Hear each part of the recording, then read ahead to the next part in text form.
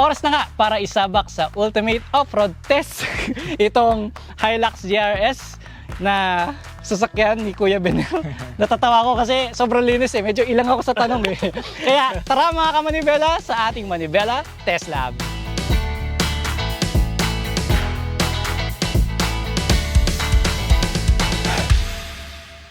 Alright, so sakay na tayo ngayon dito sa loob ng Hilux GRS ni Kuya Bener. Same lang din ito dun sa Hilux ko, kaya lang ito kasi is 2025, mas malapad. And then, base sa obserbasyon ko, mas nakalabas yung gulong niya. So malapad na yung pickup mo, Kuya Bener, mas lumabas pa yung mags. Oo, kasi nakaano ko, negative 10. Ayun ba yung Ang tinatawag offset. nilang offset? Okay. So naka-offset positive siya. or negative offset Negative. siya? Negative offset. So para mas stable nga naman.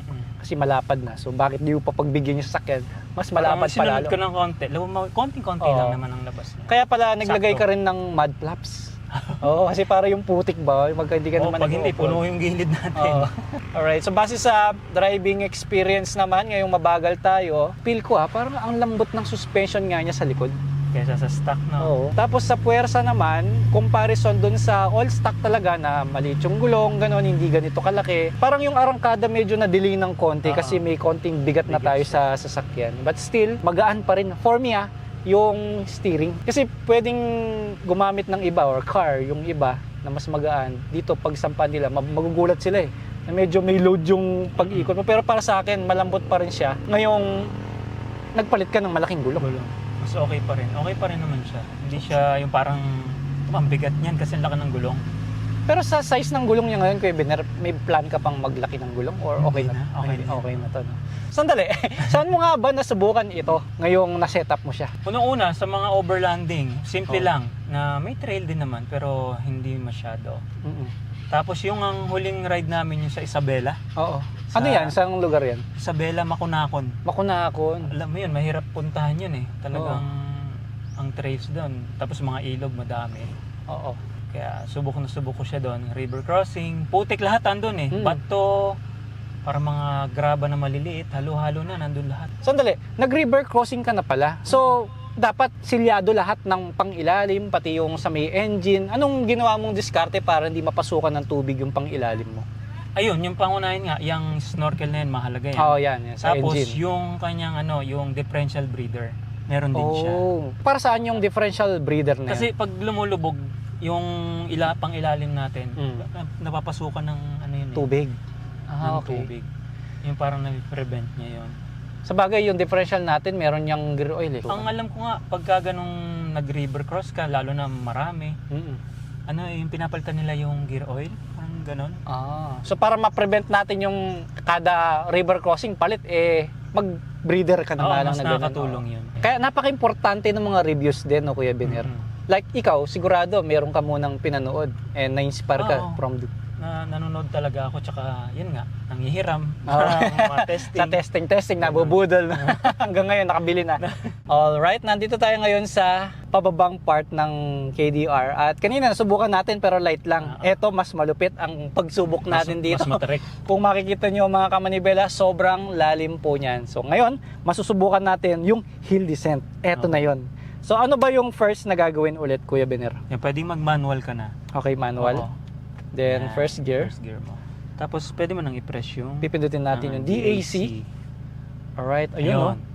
So pagka hindi na siya nagbi-blink, ibig sabihin, engage na siya dyan. okay. So pwede na tayong bumaba. Ready ka na, Kuya Bener? Pwede. Okay. Gumagana na ba? Ayun, Ayun, namiglaw. oh. Oo, di ba? Hindi ako naka-brake. So, Sana siya. siya mismo nag-engine brake at ayun, hayaan mo na lang Nag-apply siya. talaga yan ng brake. Ang galing Pero nagbe-brake din siya. Kasi nag-apply sobrang yan. bagal ng kanyang Ayan, pagbaba.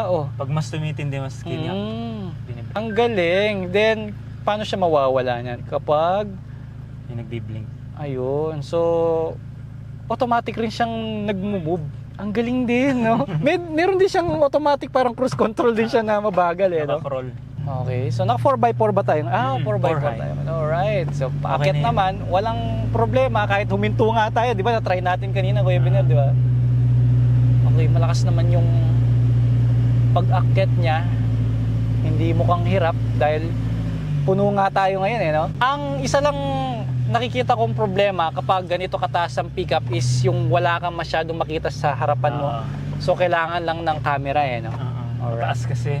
Saka dahil malapad yung pickup, alam mo yun, yung stable siya. Oo. Yung hindi ka tipong para matutumba. Parang mabuhay ba, no? Oo. Ano siya, stable. So yun maganda kapag pina-offset mo yung gulong or pinalabas mo. Kasi nag-lip ka Kuya Biner. Tsaka ilang inch ba ang lip nito, Kuya Biner? Bali, 2 inch sa suspension, tsaka 2 inch sa body. Ano bang Body reason siya. kung bakit ka nagpapalip? Yung kasing dati na umiram ako 2 inch, parang nabibitin ako. Okay. Parang sabi ko, parang same lang ng stock. Konting-konti lang kasi. Tapos tinanong ko rin kung anong madalas na kinukuha o pinapa-upgrade ng iba. Yung iba daw 2 inch talaga. Okay. Kaso nga lang, nabibitin. Mag-upgrade din. Another bayad ulit. Okay. Alright, pasok na tayo dito sa off-roading at mukhang pababa. Pagka ganito, Kuya Biner, anong settings ang ginagawa mo pagka approaching ka na sa mga ganyang senaryo? Kung papasok ako na alam ko na puro ganyan na, Oo. nag-ano na ako, nagpo-for high. For high, so pwede ko na siyang pihitin ngayon. Anong first step natin? Naka-neutral ka. Neutral ko muna. Pagkatapos, Saka mo siya pipihitin ng for high. Yan. for high. Hintayin mo lang doon. Nakita mo And then, nag-blink? nagbi-blink. Yan. Tapos And pwede ka then- nang ipasok mo na yung gear sa drive. Okay. Then, ayun, nawala na yung Ano pagka-blink lang? niya. Naka-engage na siya niyan. Tapos sa maganda, ima-manual mo to. Okay. Idali mo So, siya sa yan. Yan. And then, Select mo yung gear. Paddle shift siya okay. Pwede yung 1 or 2 yan. So, kailangan naka-1 tayo. Oo, 1. Ayan, so 1. S1. So, pagdating sa sports, eco mode, power mode, ano? Hindi ko naman ginagalaw to, pero pagka sobrang pina-power ko. Okay. Malala talaga yun. Alright, ngayong pumepreno ako sa pababa, dahil siguro nagpalit ka ng front and rear brake na Brembo, kaya parang ang lakas ng preno pa rin despite of heavy yung sasakyan natin at ang lalaki ng gulong. Alright, sa suspension, ang ganda ha. Oo, okay pa naman. And then dito, approaching tayo sa pataas and then malupa siya. So, gagasan ko na yan. Pagdating sa differential lock, hindi naman, di ba? Hindi pa ka naman kailangan. Okay, sige. Alright, so 4 high tayo, then gagas ko na to.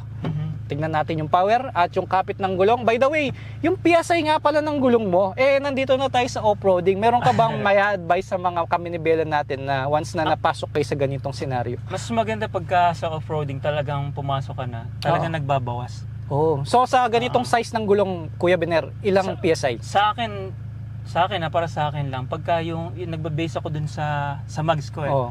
Pag 17 inch yun, nag-start ako ng 17 PSI. Oh. Ganon. Alright, pero ngayon sa natin, sa Ngayon, status na. hindi nga tayo. Normal lang, no? Oo, At sa bagay. 30. Oh, 30 yan. Pag nahirapan tayo, tsaka natin ibaba. Oo. Sige, pero tingnan natin Okay na. kamanibela kung kaya niya ng standard PSI. Alright, let's go. Ako, hindi hirap na hirap Parang spaltado. Oo, yan ang maganda pag maganda yung suspension, hindi maaalog yung ulo mo at hindi ka malulus control kasi hindi ka na masyado aalog no? And base sa naririnig ko, hindi na stuck yung tunog ng tambucho mo Kasi kung yun yung neutral natin ito, ayan, neutral, then magre-rev tayo. May mataba yung tunog no? Pero ang ganda niyang pakinggan kasi dama mo yung power tsaka yung response ng sasakyan kasi dinig mo yung ganun. Yun ang masarap kailangan pakinggan. kasi yan pagka nag-set up ka ng heavy, kailangan hanggat makakakuha ka ng power sa upgrade mo, gagawin mo yun. Tulad ng exhaust. Oo. Makakakuha ka ng kahit ilang percent na power doon, dagdag sa'yo. Kasi mabigat na siya Okay. Ganun. Dapat nga yung mga ganito, i-tune din. At saka, din. ang laki ng itsura ng sasakyan mo, Kuya Biner. Hindi ko pa na-try, pero tatanungin mo na kita, nagpalit ka na ba ng busina mo? Ay, napalitan na rin. Oo. Alright, subukan nga natin. Malakas na, diba? Ang ganda, parang trumpet na behave. Alam mo yun? Alright, so papasok tayo ngayon, kamanibela, medyo mahirap-hirap ito. Kaya kailangan natin ng konting puwersa. Okay lang ba sa'yo, Kuya Biner? Okay lang. Ayan, naka-4 high ka. Try mo 4 high. 4 high, okay. 4 high mo lang dyan. Okay then. Okay. Then, let's go. At 2.8 liter engine ito, di ba, Kuya Biner? So, kailangan talaga malakas yung makina para yung kapit ng gulong no? Kaya niyang iikot kahit na mabigat na yung sasakyan. At tingnan mo ngayon, gapang lang tayo hindi ko binigyan ng puwersa na mabilis. Kailangan may gapang siya. Gagapang lang. Para kumakapit yung bawat, alam mo yung parang spike ba ang tawag doon? Yung thread design ng mud. Eh sakto, nasa mud tayo ngayon. Buti nga may mud eh. Oo nga, Kasi napagbigyan hindi tayo. umuulan. Tsaka yan ang kinagandaan dito sa KDR mga kamanibela, hindi na tayo lumayo. Nandito na tayo sa loob. Merong ganito. Sa Nandito sobrang na laki nito, hindi ko pa ma-memorize yung lugar. Ngayon, Kuya Bener, pwede ba nating matry yung hill descent assist niya? Ito lang, pipindutin mo Pipindutin lang. lang yan. Oo, yan. And then, So, nakita mo lumabas. okay. siya. Tapos, hayaan Yan, ko lang siya. I-primera mo. Ay, Paddle primera shift. nga Hindi, pala. dito. Primera nga Paddle pala. shift. Okay. And logger ka. Tignan mo kung... Hindi ako magbe-brake. Ay, oo, pumipigil Ay, siya. nakita mo, Hindi ako nagbi-brake nakabrake. Oo. Ayan, oo. Pinipigilan niya. Lalo na kung talagang slope, doon yan talaga Mm. mararamdaman. Ang galing. Hindi na ako nag-brake. Talagang yung rear tire siguro natin medyo pinigilan niya. Parang engine braking siya, no? Automatic yun, nag-a-apply siya ng Oo. brake. And then, isang pindot lang, magdi-disengage na yung kanyang hill descent assist. Ang galing. Paakyat tayo, di ba? Mm-mm. Kapag ni-release ko ang brake, tingin mo, aatras to? Ah, naka-hold lang siya. naka-hold. Ayun! Ilan? Mga 3 to 4 seconds. Ang galing. So, yun yung assist niya kahit wala kahit tayong wala, option. yun. Oh, okay. Ngayon, no? Ganda ng kapit. Hindi dumudulas yung gulong mo. Kaya favorite ko yung Oo. mud terrain na yan, yung mud tires. Mud tires na. Yun lang, kailangan talaga nakasara yung bintana mo kapag ka nag-o-offroading kasi mahampas ka ng mga sanga. Ang ganda dito, Kuya Bener, no? Sigurado ako nag-i-enjoy ka kapag ikaw mismo yung nagda-drive nito kasi ako pa lang nag-i-enjoy na ako. Tsaka sa mga accessories na nilagay mo like yung bumper, ang laking bagay niya kasi hindi matatamaan yung fender mo, yung headlight mo. Oo. Protected talaga. Tsaka okay lang magasgas yan sa sanga kasi design para talaga dyan yan. Susubukan mo ba? Ah, hindi naman. Kala ko isasandal mo sa na mga sanga itatagilid natin. Ang ganda. Tsaka yung mga sakay natin, tingnan mo, hindi sila nagrereklamo, oh, di ba? Naalog sila pero dahil maganda yung suspension, hindi sila nababagok. Sa brake, maganda. Sa arangkada, enough naman yung power niya. Hindi ko sinasabing pinakamalakas siya. Oo. Pagdating sa gulong, ang ganda ng kapit.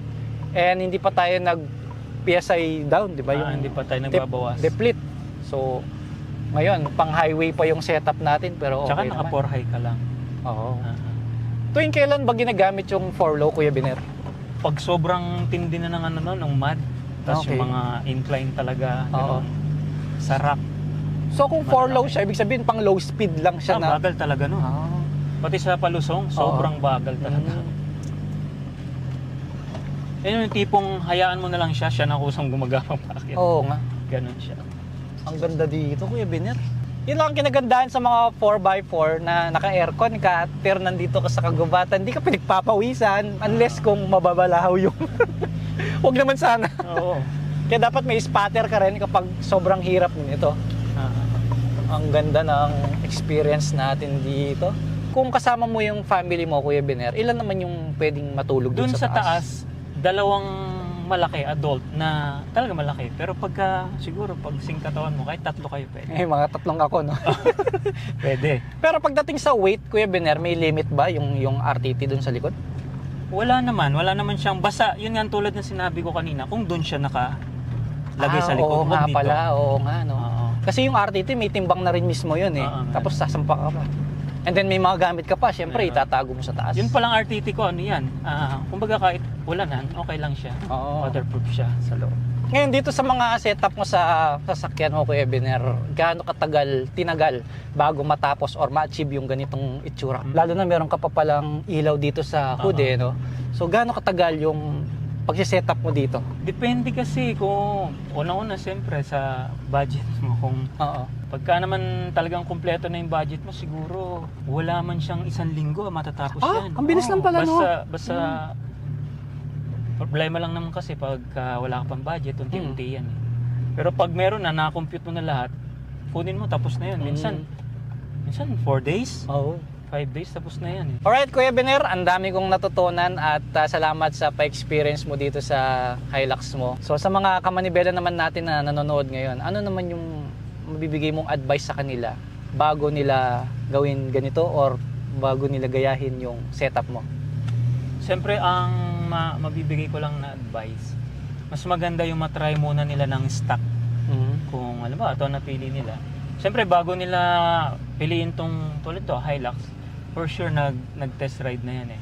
Pero bago sila mag-setup, gamitin muna nila ng stock.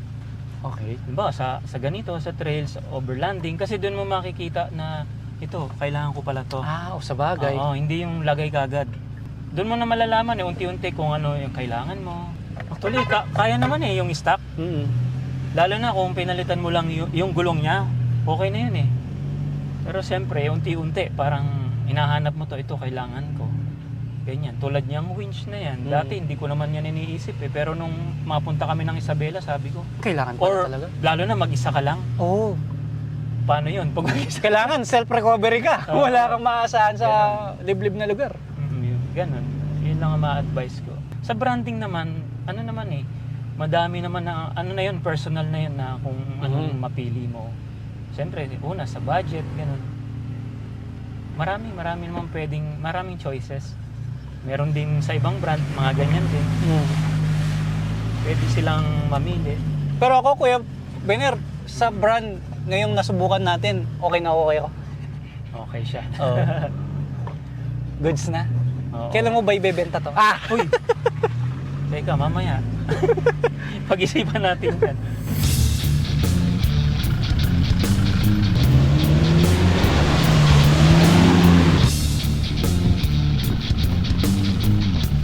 Alright, maraming salamat Kuya Bener sa Thank you pagpapahiram sa iyong napakalupit na Hilux. At alam nyo ba, dati rin ako naka-Hilux kaya sobrang na-miss ko ulit.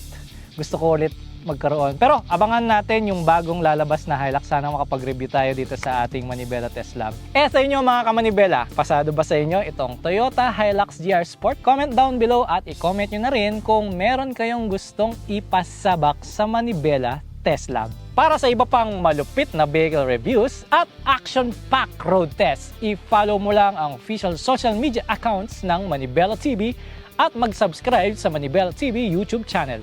Huwag kalimutang i-click ang bell button para lagi kang updated sa ating mga latest uploads. Tandaan, mata sa kalsada, Kamay sa Manibela. ayan!